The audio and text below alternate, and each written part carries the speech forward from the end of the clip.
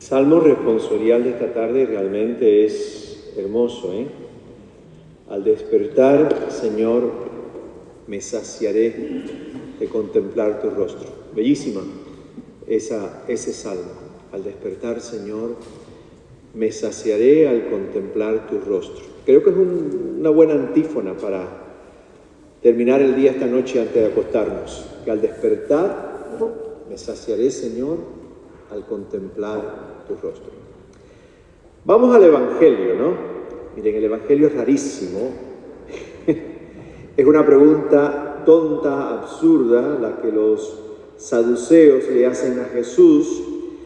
Si esta pregunta fuera verdad y fuera válida, si hubiese 7 hermanos, que el primero se casa, se muere, queda la viuda, el segundo se tiene que casar con ella, se muere, queda la viuda. Si yo soy el cuarto, a mí esa mujer no me toca.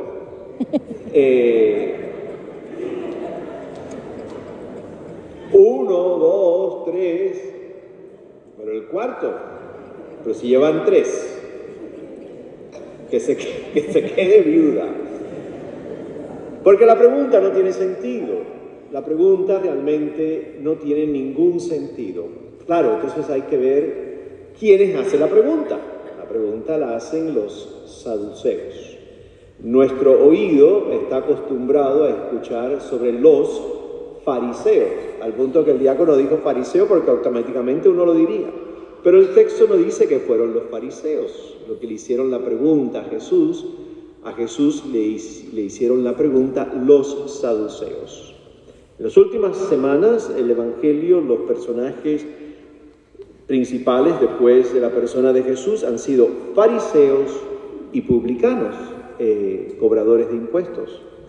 Pero hoy el disco cambia y el disco comienza hoy diciendo que los saduceos se acercaron a Jesús y le hicieron esta pregunta que no tiene ni pies ni cabeza. ¿Quiénes eran los saduceos? Totalmente opuestos en su forma de vida y pensamiento religioso y político y económico a los fariseos. Los saduceos pertenecían a una clase social muy alta de Jerusalén, gente que tenía un nivel económico alto, tenían poder político. La mayoría de los sacerdotes en el templo venían de las familias saduceas, por lo tanto tenían un rango muy alto también en el mundo religioso de Jesús. Se codiaban mucho con los romanos, vivían muy cerca del mundo romano, eran amistades romanas, no tenían ningún problema en pensar que se podían contaminar de las costumbres romanas como lo tuviesen los fariseos, por ser de un nivel alto económico y político, pues todo el mundo estaba metido en la misma olla, básicamente. Los saduceos, desde el punto de vista de teología judía, por así decirlo, eran muy tradicionales, eran muy conservadores. El mundo judío más tradicional y más conservador, más antiguo, no creía ni en la resurrección, ni creía en que hubiese vida más allá de la muerte física. Básicamente, el pensamiento judío más antiguo, del cual los saduceos eran parte, es que una vez que tú y yo cerrábamos los ojitos de esta tierra, ¡pum!, se acabó todo. Aquí no hay más nada. Por lo tanto, la idea de la resurrección no la recibían porque dentro del judaísmo el creer que hay una vida que trasciende a esta y que hay una resurrección del cuerpo era una idea religiosa muy nueva. A nosotros nos parece totalmente normal.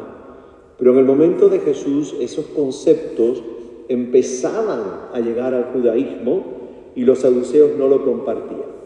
Por lo tanto, no creen ni en una vida que continúa después de la muerte física, muchísimo menos van a creer que el cuerpo iba a resucitar en un momento en la historia.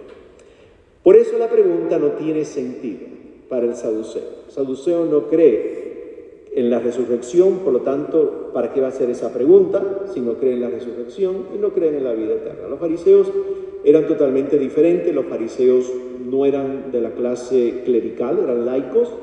eran gente que no tenían poder político, no tenían un gran poder económico, consideraban a los saduceos corruptos, inmorales, incluso los fariseos cuestionaban la validez del sacerdocio en el templo, cuestionaban los sacrificios en el templo, debido a que estaba en manos del mundo saduceo, y los fariseos lo que hicieron básicamente fueron separarse, que eso es lo que significa en hebreo fariseo, los separados, y básicamente se dedicaban a practicar un judaísmo basado en la ley, no en el templo, no en el culto, sino en la práctica estricta, fiel a la Torá, pero alejado del mundo de los saduceos. El problema es que los saduceos y los fariseos se juntan siendo tan diferentes porque tienen un enemigo común. ¿Quién es? Jesús. Jesús es el enemigo común de estos dos grupos religiosos, sociales, tan diferentes.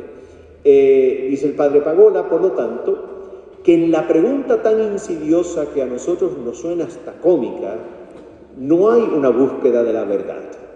Que los saduceos lo que buscan es ridiculizar a los fariseos, buscan ridiculizar a la creencia en la resurrección y en la vida más allá de la muerte física, y en última instancia buscan ridiculizar a Jesús.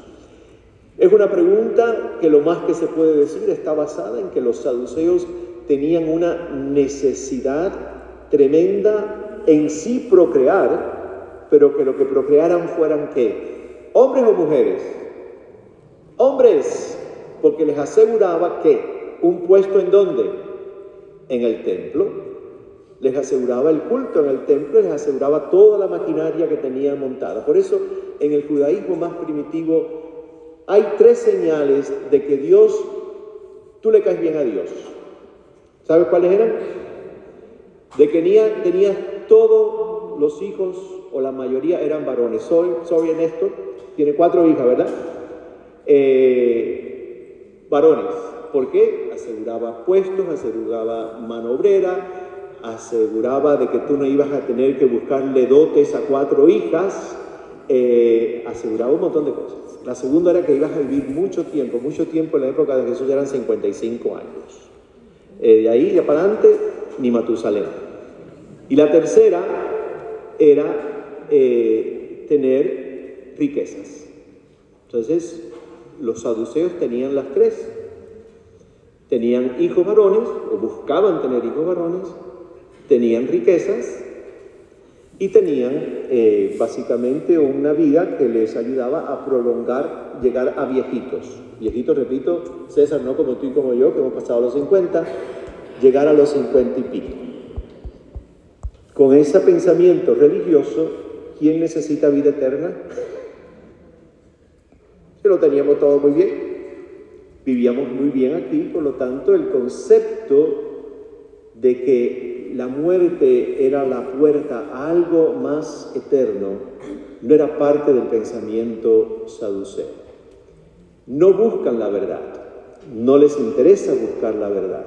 En la pregunta insidiosa y ridícula de los 7 hermanos con la misma esposa, lo que están buscando es ridiculizar una dimensión de la fe judía que era vida eterna y resurrección de los muertos. Aquí ya entra entonces el pensamiento cristiano. Llevo 34 años de sacerdote. Yo he perdido la cuenta de cuántos entierros he hecho. El diácono me imagino también. Yo cada vez que hago un funeral, mientras más miro y más contemplo y más reflexiono, yo digo, esto, por maravilloso que sea, no puede ser todo. Hay algo mayor que transciende. Y no en el sentido de que, bueno, porque esto es un desastre, ¿cómo va a ser? No, es que la intuición religiosa a mí me dice, y sé que a muchos de ustedes también, no solamente por fe, sino porque lo han vivido, de que hay una realidad muy grande que transcienden nuestra mortalidad, por mucho que nos cueste aceptar nuestra mortalidad.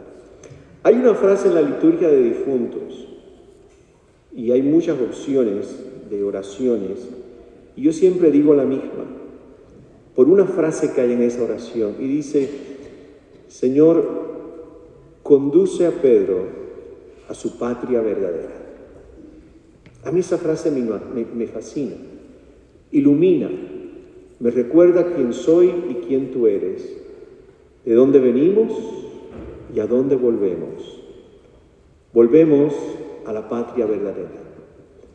Este cuerpo nuestro, cuando se entierra o la ceniza se coloca en un lugar, no es el final. Algo bellísimo comienza y es la patria verdadera.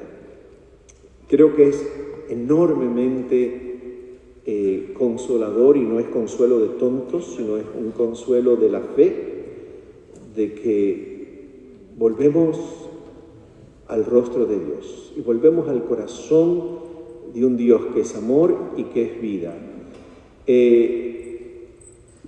Hay un evangelio que lo leo siempre también en los funerales, de la última cena en el evangelio de Juan.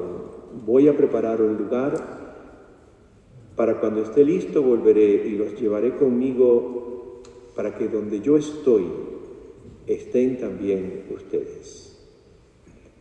Y estar en el corazón de Dios, la patria verdadera, no hay más llanto, no hay más lágrima. La profecía de Isaías a Israel: el luto será removido y el paño de tristeza quedará destruido. Esa es la fe que ilumina nuestra experiencia. Los saduceos habían resumido toda la existencia a esta realidad y por lo tanto no había una esperanza de más nada. Pero creo que se entiende porque, como digo, de todos los grupos sociales y religiosos de la época de Jesús en el judaísmo, los saduceos lo tenían todo resuelto en esta vida y tenían todas sus necesidades satisfechas. El pensamiento de algo más que libera y redime no era parte de aquello. La mirada de Jesús es mucho más profunda. La mirada de Jesús ve más allá. Y la mirada de Jesús es una mirada que atraviesa el aquí y el ahora y puede ver una continuidad diferente, pero no es un terminar. La mirada de Jesús nos invita a que nos unamos a ella, a adquirir los ojos de Jesús. Es una mirada que descubre y percibe una vida hermosa y bella más allá de la de acá, pero al mismo tiempo Jesús nos dice, y no se nos puede olvidar, que esa realidad que se abrirá delante de nosotros está profundamente conectada a cómo hemos vivido la realidad aquí y ahora.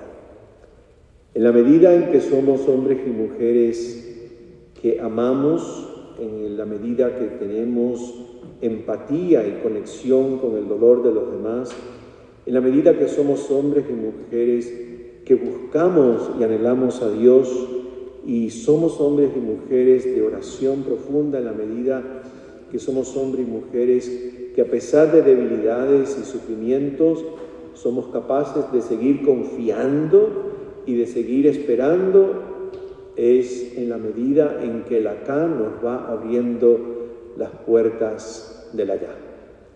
El otro día fui a ver a un señor de la parroquia, es un señor colombiano, siempre me ha caído bien. Pero es un hombre muy inteligente, es un hombre que tú puedes hablar con él profundamente y es muy pícaro también, no es un intelectual seco, es un intelectual que tiene mucha salsa. Y he estado muy enfermo, estuvo muy enfermo, estuve ingresado con una retención de líquidos enorme, llegó a ganar 35 libras en líquido, imagínate tú, en tu organismo. Tuvieron que hacerle un procedimiento cardíaco enorme y estábamos allí sentados en su casa con su esposa, hemos tomado café y en un momento me dijo, padre, a mí Dios me creó y me dijo, oigan esto, no voy a decir su nombre, vamos a ponerle Pepito. Pepito es nombre universal. Me dice, a mí Dios me dijo, Pepito, la vida es salir caminando de los Everglades. Los Everglades quedan para allá, ¿verdad? Para allá. Y le digo, ¿por dónde, fulano? Me dijo, por Flagler. Y yo empiezo a salir de los Everglades y Dios me dice, camina por todo Flagler. ¿Y Flagler dónde termina? En la bahía. Y me dijo, y en el camino hay que cruzar avenidas peligrosas. La 107, la 102, la 97, la 87, hay que pasar por debajo del Palmetto, te metes para allá, el Palacio de los Jugos de la 57, sigues y cruzas la 27 avenida, la 22, la 17, la 12, te metes en el downtown y llegaste ¿a dónde? A la Bahía de Biscayne. Y él me dijo, y en el camino yo voy soltando todo lo que me pesa. En el camino voy soltando las maletas, las bolsitas de Publix, de Target, para cuando yo llegue al final, llegue con los brazos abiertos para que el mar me reciba. Y dije, wow, qué imagen tan bella.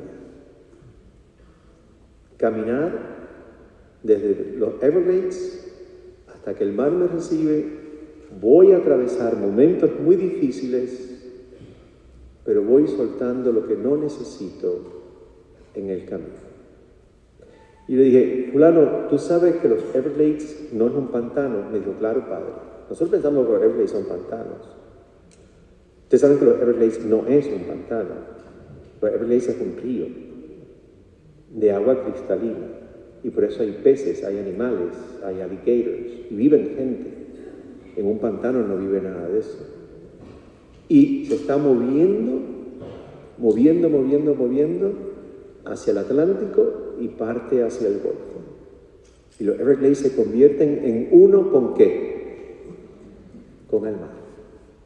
Tiene una meta, tiene un final y lo recibe algo mayor que los mismos Everglades, que por cierto es el río movimiento más grande del mundo. No sé si lo sabían también. Así que a mí me ayudó muchísimo esa conversación porque yo dije, wow, los pobres saduceos no iban para ningún lado, estancados aquí. Y cuando les cerraban los ojos, that was it. Somos hombres y mujeres que como los Everglades y mi amigo nos vamos moviendo hacia Flagler y llegar finalmente al mar. Yo le decía, creo que el reto más grande, Pepito, es ir soltando. El gran reto es ir soltando hasta llegar al encuentro de un Dios que te va a recibir a ti y a mí con brazos abiertos, pero lo único que espera es que tú y yo tengamos los nuestros abiertos también. Tengamos la mirada de Jesús, una mirada profunda, que mira allá, pero que también mira acá. Y nos recuerda que una de las formas de caminar hacia ese mar inmenso que es Dios es amando. Amando, haciendo el bien, esperando, creyendo, entregándonos, recomenzando muchas veces, pero amando. Y al final nos espera un mar abierto, inmenso, que es amor puro y que es Dios nuestro Padre. Que nunca tengamos la visión en el fondo tan pesimista del saduceo, sino que tengamos la visión de Jesús, Hijo de Dios.